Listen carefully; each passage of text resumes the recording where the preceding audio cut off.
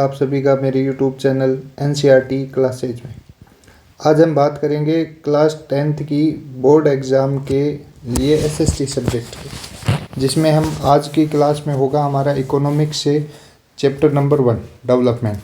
तो देखो, सबसे पहले मैं आपको बता देता हूँ कि जो डेवलपमेंट चैप्टर है उससे हमारे जो इस एग्ज़ाम में क्वेश्चन आने वाले हैं वो 3 मार्क्स के आने वाले हैं। उसमें से एक आपका होगा MCQ और एक होगा आपका short answer. Short answer 2 number का रहेगा और जो MCQ है आपका वो 1 नंबर का होता है। इसमें मैंने कुछ 10-15 क्वेश्चन जो हैं वो आपके लिए सेलेक्ट किए हैं और मैं आपसे प्रॉमिस करता हूं कि अगर आपने ये 10-15 क्वेश्चन अच्छे से रीड कर लिए तो इससे अलग आपके एग्ज़ाम में आपको कुछ नहीं देखने को मिलेगा। तो बिना टाइम बर्बाद किए हम स्टार्ट करते हैं आज के लिए। तो देखो, पहला जो MCQ की हम बात कर लेते हैं। तो पहला जो हमारा MCQ है वो है कि how can we compare various countries और states and how can we measure them in a better manner. यानी हम किसी भी देश को, किसी भी 2 देशों को या राज्यों को हम किस तरह से उनका कंपैरिजन कर सकते हैं। कंपैरिजन मतलब तुलना कर सकते हैं और किस तरह से उनका जो मापन है वो एक अच्छे तरीके से कर सकते हैं। तो उसका सबसे बड़ा जो मेजरमेंट होगा हमारे पास, सबसे अच्छा वो होगा आपकी पर कैपिटा इनकम। क्या होगा? पर कैपिटा इनकम।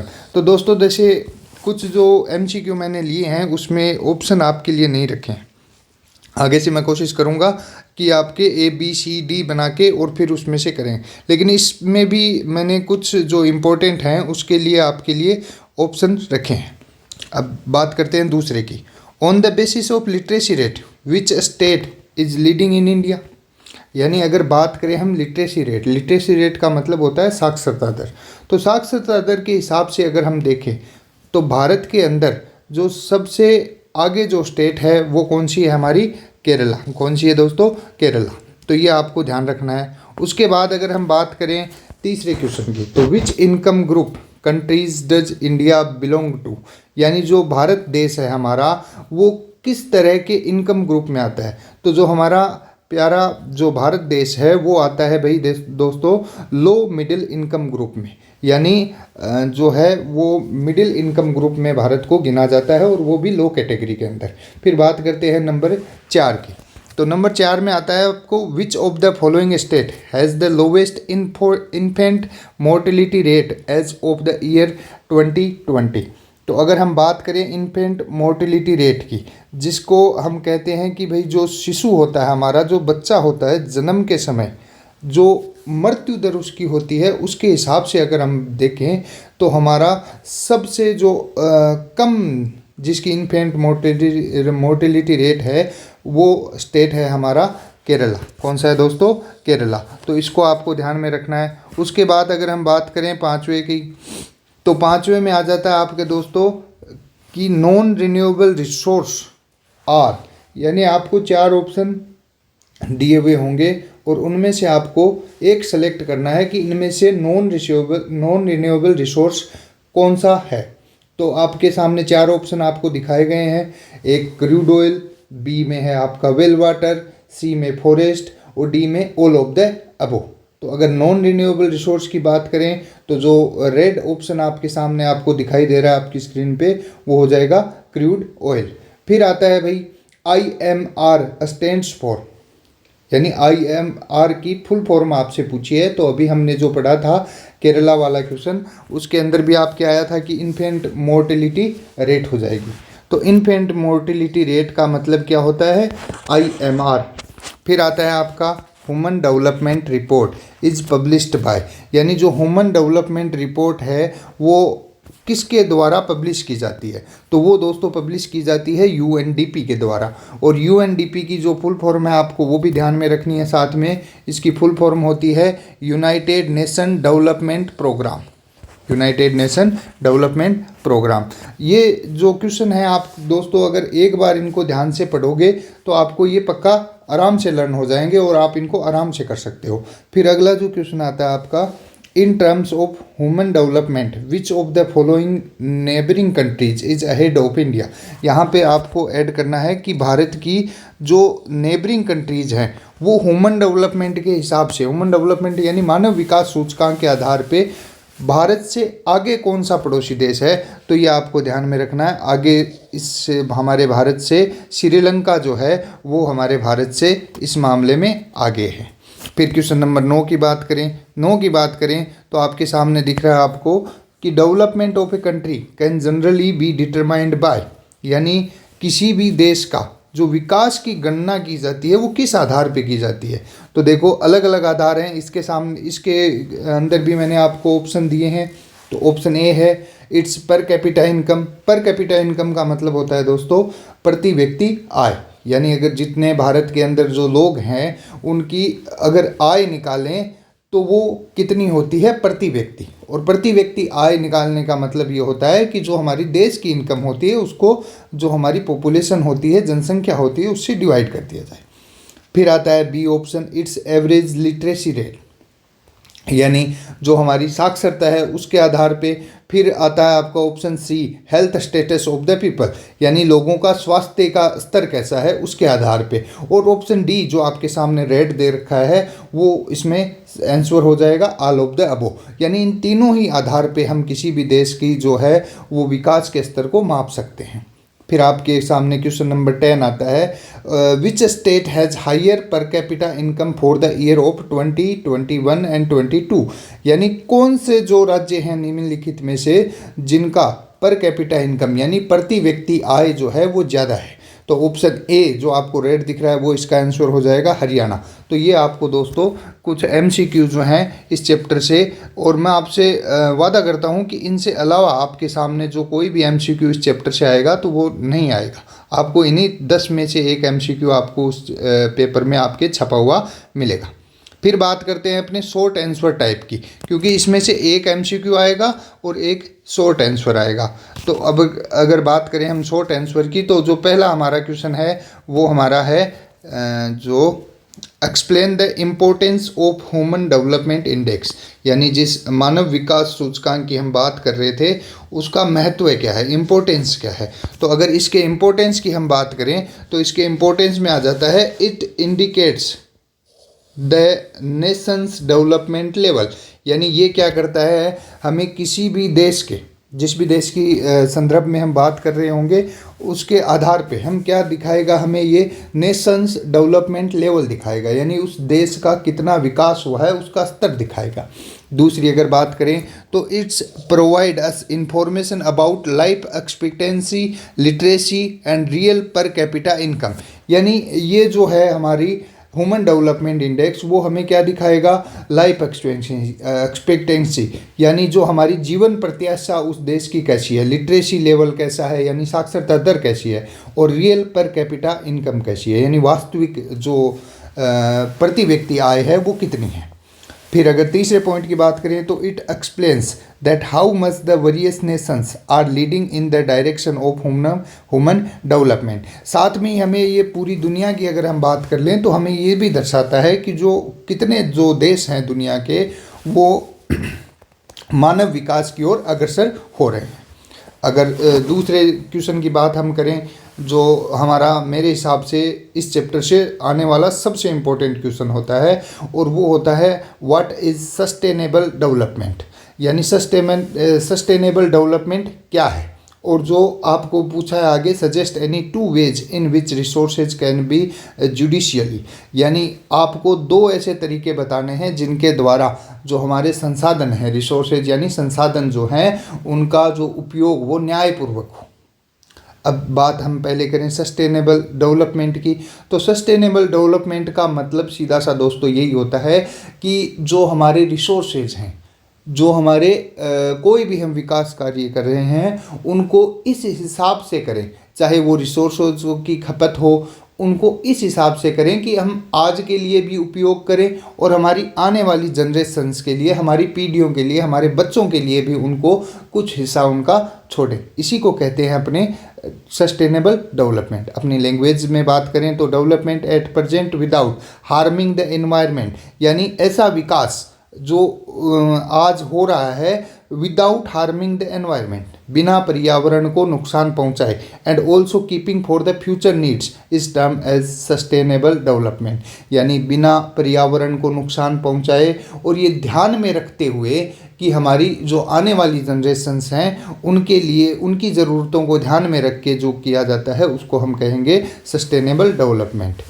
अब इसके अंदर हम टू वेज की बात कर लें, जो दो तरीक़ों की बात करें तो उसके अंदर आपको आ जाता है कि भाई जो न्यायपूर्वक इनका जो उपयोग हम वो कैसे कर सकते हैं। तो देखो पहला आ जाता है आपका switching off the lights and fan when not in use.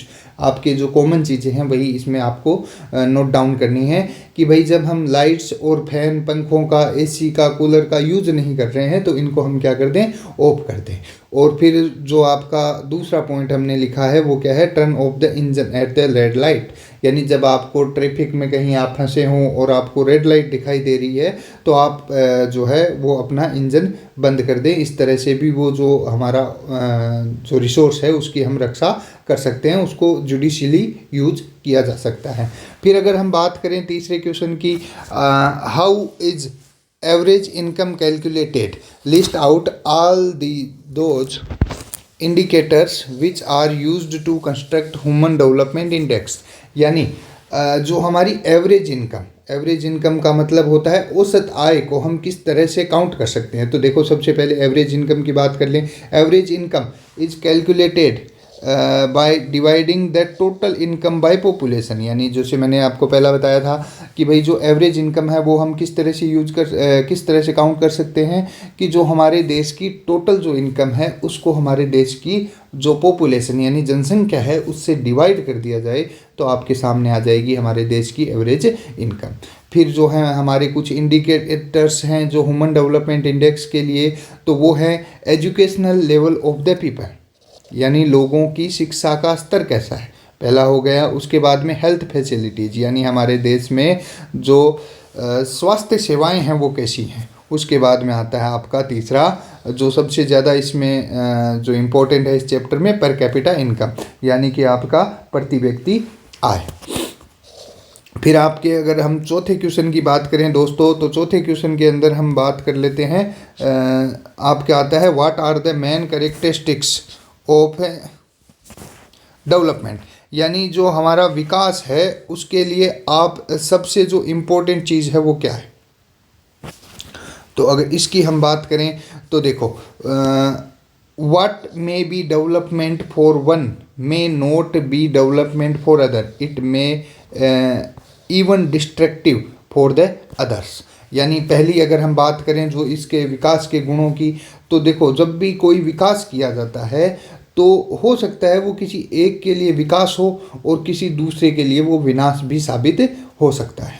जैसे कि आप कोई एग्जांपल ले सकते हो कि अगर हमारे देश के ही बात करें, जो न्यूक्लियर वेपन्स का जो हमारे डेवलपमेंट किया जा रहा है, तो मान लो कि हमारे देश क्या कर रहा है, इस क्षेत्र में आगे बढ़ रहा है।